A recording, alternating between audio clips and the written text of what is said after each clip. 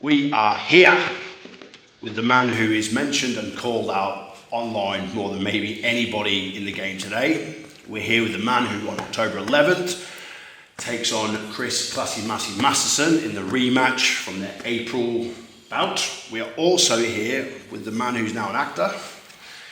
And we're also here with the man who you MC apparently as well. Yeah. Stay in your lane, mate. I MC. Yeah, You're just getting greedy now, right? You just want to work every night, every week.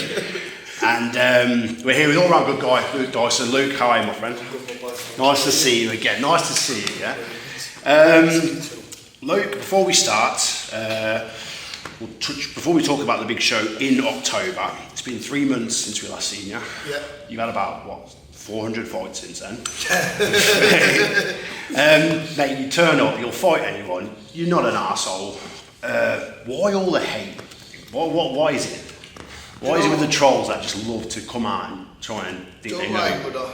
Because there's two types of people out there. There's people that are focused on themselves and building something special around them, and there's people that are sat there wallowing in their own self-pity, their own self-contempt, mate. Yeah? Yep. And they can't understand why on earth they can't go out there and get it, but someone else is going out there and get it, and why when they see 1,000 reasons that they quit, and they think, but this guy isn't, but I would have done. Yeah. And they just can't fathom it, so then all they do is hate at the end of the day. But if they were that busy focusing on themselves, their own misgivings and their own families and their own futures, then they wouldn't have time to spread hate on me. Because there isn't one single moment in my life, even on people that I might not personally like, where I go online and I sit there and I actively, proactively, first off my own back, comment if I don't like them. Like, I will react to people if someone says something, but as for actively going out my own way, nah, too busy on my own shit, would I? Mate, we've met a couple of times now. You're one of the strongest people mentally in terms of, look, you've got a goal. You don't let anybody get in the way of that. I'd like to read out a post that from Jordan Wheater put on, which I thought summed up you, and it was quite, for all the haters out there, mate, they should read this and have a look at themselves. This is what he put. He put, Dyson's opponent, he's put the whole internet. I don't get this. Dyson's opponents are going to kill him. They're all animals. Dyson wins, they're shit. No cardio, you can't box, you just windmills. Now Dyson just outboxed a decent boxer over 5 rounds and got a unanimous decision. All the comments are, his opponents aren't even that good. The internet's mad. Why can't you just be happy the guy's making a name and a life for himself? If you knew him 4 years ago, he was outside the 80s every weekend having us a crap. He was genuinely living off the booze. I don't understand the hate, mate. Mate, bravo, amen. Why do people just can't let... You know what it is, first of all, big up to Wheater, because obviously, do you know what it is? Not a lot of people know, well, if you're in a fight game, you'll know Wheater, but not a lot of people know Wheater actually gave me every single opportunity. Well, he opened the door for me and I did what I did with it, do you know what I mean? As he does for many people. Never knew that. Big up to Wheater, he knows his family to me and Hannah will love him to bits, and we're forever grateful for obviously giving me the opportunities. But yeah, man, that was what we were doing, but life was just obviously, you know, drinking drugs, it's... Yes.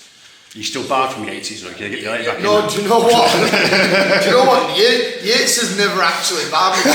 No, Does Moffat.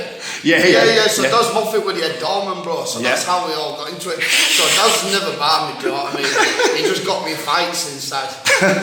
Grooming me to go MMA matches and that instead. Well, that was your first fight was an MMA, but you didn't know it was an MMA, did you? No.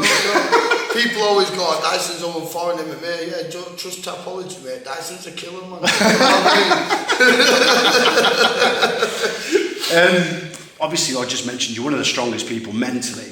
You know, obviously you don't get anyone to get in the way of what you're doing. How have you got to that kind of mindset where you don't let anyone sort of deter you from your course of action? Basically, it's how I see the world, but you know, there's darkness in the world. Yeah, there's darkness in the world, and there's darkness that we can't even comprehend. People go through hell in it, and like some of us may think we're having a shit time, some of us may think we're having, like, do you know what I mean, we're going through it, but it's nothing compared to other people. But so at the end of the day, who am I to complain about anything? Yeah. Do you know what I mean? When there's real life, real problems, I'm too blessed to be stressed at the moment, but life's quite good. Yep. Anything out of my control, I can't control. And people's hating crap online. Yep. You don't pay my rent. Do you know what I mean? I don't wake up next to you in bed every morning. Do you know what I mean? So you don't put food on my table, so suck out. I like it. The last time you were here, we got you backstage, and I gave you a few words to introduce our YouTube channel. Not only did you recite them perfectly, you kind of ad-libbed and added stuff in, which I don't normally like, right? Yeah, mate, you absolutely crushed it. Since then, obviously, you've been through some, if you look at your socials, you've been acting. How have you found the transition to doing that? Is it something just like as a laugh? Is it something you would do? What's the kind of, like, do you have an end game with the acting kind of stuff at the minute? Or is it just something that you just do for a group? If the price is right, I'll do it. Do you know what, to be fair, it was just an opportunity. Alfred MacArthur, he's a boxer, yep. Alfred MacArthur, he just presented me with the opportunity completely out of the blue. As you do, he just sees it with both hands, bro. Like that film, have you seen that film, Yes Man, where he just says yes to everything? No, I haven't. You've not seen it? No. It's amazing, mate. All he does is he has to say yes to everything, yeah? Right? So yeah, we're just like a yes man, bro. Like if the opportunity comes at the end of the day, bro, like, what are you going to do at the end of the day? Sit there and go, I wish I did that. Bro, we seized an opportunity. We got to go to a beautiful place. We got to, and do you know what? It was like acting, but it was like acting, but it wasn't really acting.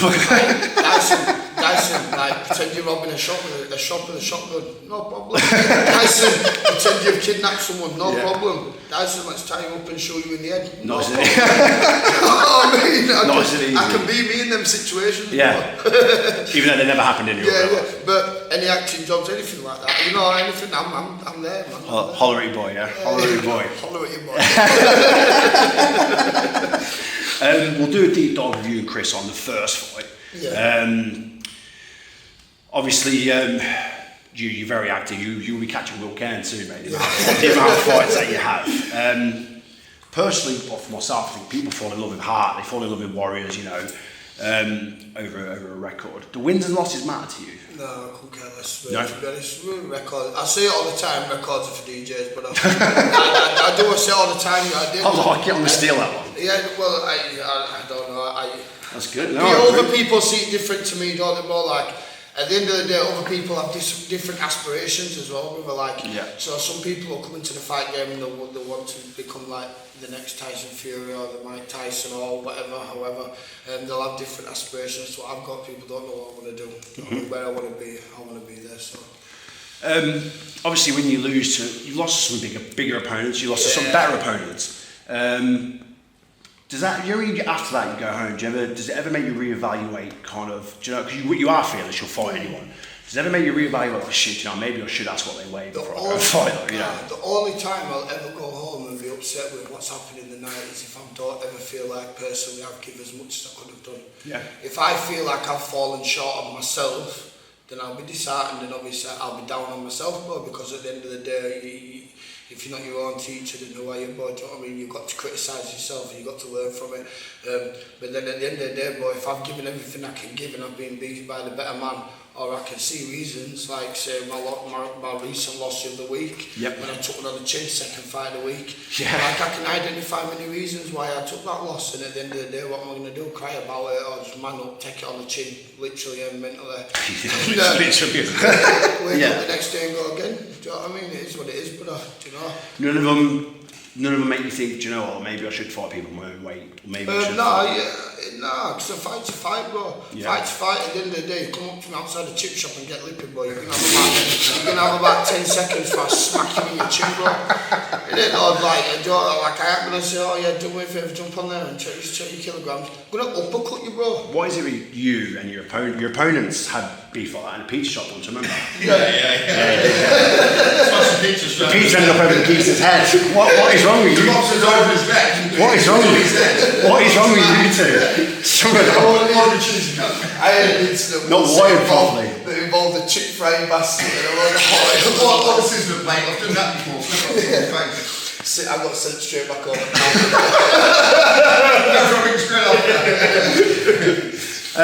So the first fight, we'll talk about it briefly. We'll go more in depth with the two of you. The first fight was a war, mate. You were both up and down. Don't know if we'll have a look at it more in depth, like I said. But you had Massy against the ropes. He was hurt. The ref, Mitch Turner, he stood in, gave him a standing 8. Yep. A couple of people have mentioned, I don't know how you feel, like if the ref had kind of let it go, maybe Massy was on the verge of being stopped. Do you think you could have stopped him? I don't know if ifs and ands were pots and pans, but they're not any. But do you know what it is? I do feel one thing. At the end of the day, the referee's got the fighter's safety in his hands at all times. Yeah. So whatever decision gets made, especially with Mitch and myself, regardless of personal feelings, the decision got made and how it is. Yeah. But Mitch is a great ref. He is an amazing ref. Great. I think what it was is I've gone to try and put my gum shield in. Yeah. I've had my This gloves was on, the stoppage, yeah. All right, yeah. Yeah. Stopping. All right. No, So when you had him against the ropes. ropes. He gave a standing 8. So I said to Mitch, I think, maybe, obviously, I do possess power. I think maybe, obviously, Chris was feeling it. Yeah. But at the end of the day, the guy's a warrior, isn't he, bro? He's got a strong chin. He does, yeah. Like, he ain't an idiot, is he, but so, I don't know. I think for me to be able to stop him, I'd have to truly stop him. So you don't think Mitch was like Howard Foster did that night, like Howard No, Foster I've did got George no, Rose no. against Carl Frost? No, I don't know. I tend to their fighters, and I don't know none of them people. But, you know, I have no. In regards to the whole night, how the night went, the whole thing to me seemed. I was treated with respect. I was treated fairly. Do you know what it is? Chris did some amazing work for the young lad on the night as well. That was not spoken about enough. That was absolutely great for both of what you both did. It was it was Chris. He really proactively went out there and did what made a difference, man. Which is what we're on the planet to do, regardless. Like I said, the only part about it was I feel like I could have put my gum shield back. I went to put my gum shield back in to get up. Would that have made a difference to winning or losing the fight? Irregardless. Maybe it could have then gone the distance, win or lose. But at the same time, the referee's got a fighter's choice. You've got 8 to 10 seconds to make a move. And at the end of the day, well, I had blood pissing out my face as well. Do you know what I mean? I'm sure it was an uppercut that he caught me with or something like that. Do you know what I mean? Like, there was not a single part of the night. I just thought it was one hell of a fucking tear up, mate. It was. It was like some out of Green Street. It was, mate. You walked into kind of the Lion's Den. Everyone booed you. He was massive home crowd favourite. After the fight, I walked you back with your partner. We went to the locker room, the changing rooms. Mate, I lost count how many people stopped you, shook your hand and went, mate, you're an absolute warrior. Like goosebumps. Do you know what I mean? That's what it's about, isn't it? Yeah, well, this is a thing where, like, whether you like whether they like it or not, well, not whether you like it or not, because he was always tripping, but whether people like it or not, like, oh, how do you do it? Because one way or another, by the end of that fight, well, I've commanded my respect. Massive, you know mate. You walked home a lot of fans. Whether that's with humbleness or whether that's just not humbleness, me just being me and just keeping it real. Do you know what I mean? Like not being a knob and not being this, or maybe just doing what they doubted I could do. Mate, when we walked back and everyone called you, shook your hand, mate, it was brilliant, you know, and you just had a war, like stuff like that, mate. You carry that with you, and I think that's why we do this. Yeah, you know? win or lose, actually, win or lose with Chris, it was a brilliant fight and a brilliant name to add to the CV. Yep. Right, we'll wrap things up. Then we'll do a head-to-head with you and Chris. We'll go through some of the highlights of the fight. There's probably stuff in there that I forgot that happened. You know, it was an absolute war.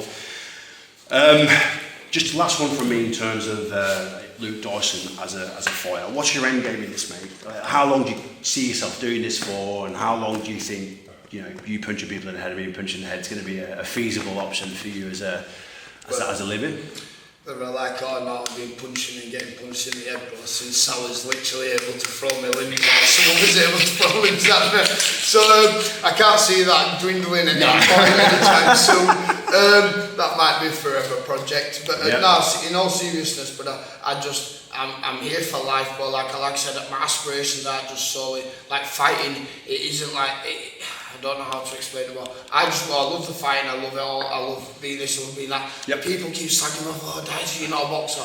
Well, at some point I must have actually be a boxer, because I've had 156 boxing matches. If you don't think my style's the best, then that's your opinion. Subjective, mate. But then call me a fighter, and then you can't dispute that, because I will fight anyone, wherever, whenever, however. Do you know what I think of you when I see all that? So Paul Felder is in the UFC, he was a great MMA fighter, then he become a commentator.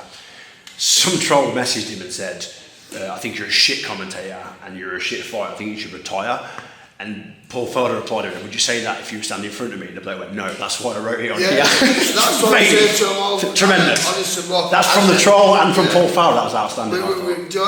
Yes, some of them they will admit it. They will admit it. I'm not going to say it to you, that's brilliant. It's mental. They'll go, oh yeah, you're just all the crap that you get, well, if I showed you my photo album with my trolls, bro, I'd just type the word fishing on my phone. Type the word fishing on my photo album, bro. There's 100 lads with fishes in their hands. Sorry if you're fishing, you support me, then I appreciate you in it, but I don't know what it is with anglers. There's 98% of the Anglers Association just can't stand me. Mate, they just jump straight in, don't they? Yeah, no bait needed. Proper reel me in. Luke, mate, it's an absolute pleasure to always see you. I've got nothing but respect and time for you. We're going to do a deep dive now into the fight with you and Massy head to head. And it's always a pleasure to have you. Any last words? Yeah, go like and subscribe to Luke Dyson Fighter YouTube daily vlogs out now. Boom, let's go. And the neutral corner. And the neutral corner. There we go. Luke, always a pleasure. Thank you very much, my brother. Oh.